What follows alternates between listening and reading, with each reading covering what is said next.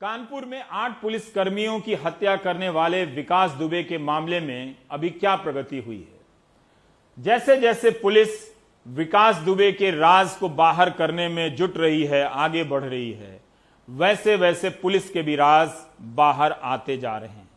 एक पत्र सामने आया है डिप्टी एसपी देवेंद्र मिश्रा का, जो उन्होंने इसी 14 मार्च को अपने अधिकारियों को लिखा था कि विनय कुमार तिवारी नाम के थानाध्यक्ष ने विकास दुबे की मदद की है, उस पर लगे मुकदमों की धाराओं को कमजोर किया है, उसकी सत्यनिष्ठा संदिग्ध है। इसके बाद भी विकास दुबे के खिलाफ और विनय कुमार तिवारी के खिलाफ त्वरित कार्रवाई नहीं होती है।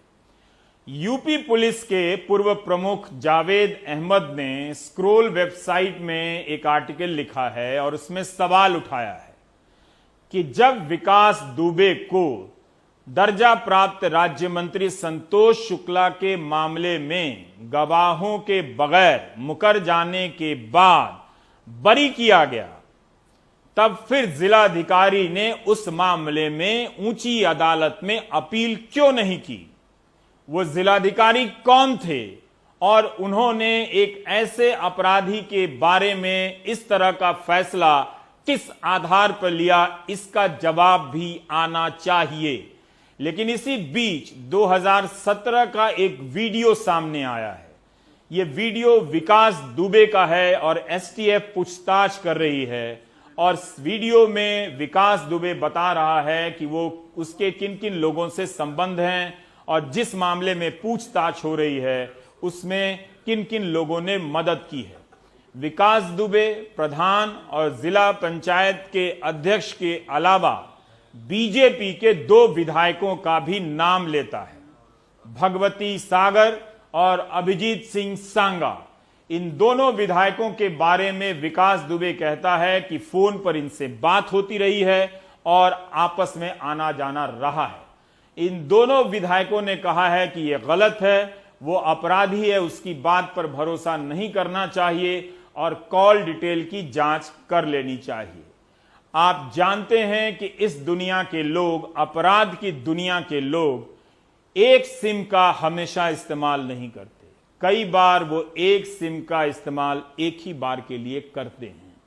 तो इतना आसान नहीं है कॉल डिटेल का तुरंत पता कर लेना। वैसे उसी वक्त पुलिस को करना चाहिए था, एसटीएफ को करना चाहिए था। और अब यह एसटीएफ को जवाब देना पड़ेगा कि जब विकास दुबे ने इन 2 विधायकों के नाम लिए थे तब इस मामले में क्या जांच हुई थी और उस जांच में क्या प्रगति हुई थी। कमाल खान की रिपोर्ट। 8 पुलिस वालों की शहादत के बाद अब तो विकास की कोठी भी ढहा दी गई और उस पर 2.5 लाख के इनाम का ऐलान भी हो गया। लेकिन पिछले 30 सालों से वो सत्ता और खाकी के संरक्षण में इतना बड़ा माफिया बन गया। एक इंटरोगेशन में वो कानपुर से बीजेपी विधायक अभिजीत सिंह सांगा और भगवती सागर को मददगार होने का दावा करता है। पुलिस का सवाल था कि उसके मुकदमे में जो गवाह एफिडेविट देकर मुकर रहे हैं उसमें किसने मदद की। जो थाने में जो है तुम्हारे लिए एफिडेविट पढ़ रही हैं, तो इसको देने के लिए क्या तुमने कोई दबाव बनाया था किसी के ऊपर? दबाव जैसा नहीं, लेकिन अपना प्रयास किया था हमने, जो है अपने लोकल लीडर्स और उनसे है जो अपने हमारे यहाँ के प्रबुद्ध लोग हैं उनसे किया था मैंने। कौन कौन है?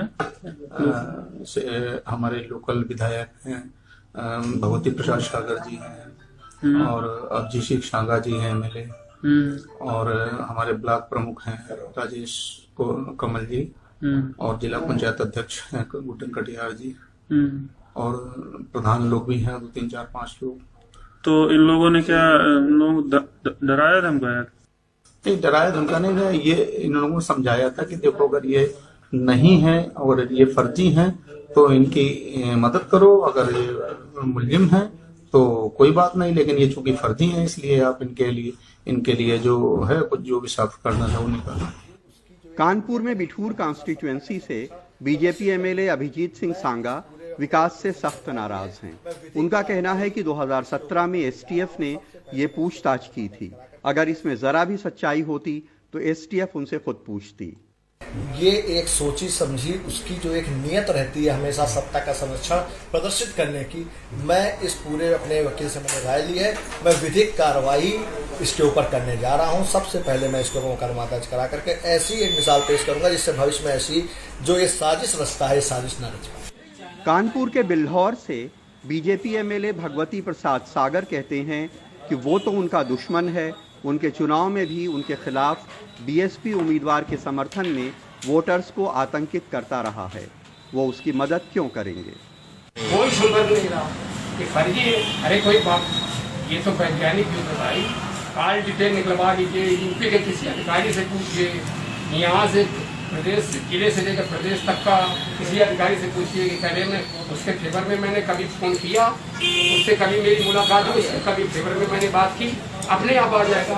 अगर ये प्रूफ हो जाए कि मैंने उसके फेवर किया तो सख्त से सख्त सजा मिलनी चाहिए मुझे। ये सच हो सकता है कि कोई अपराधी पुलिस पे दबाव बनाने के लिए सत्ताधारी बड़े बड़े लोगों का नाम इस्तेमाल करे, लेकिन ये भी सच है कि बिना पुलिस और सत्ता की मदद के विकास जैसा शख्स 60 अपराधों का मुल्जिम होने के बाद इस तरह खुला नहीं घूम सकता था।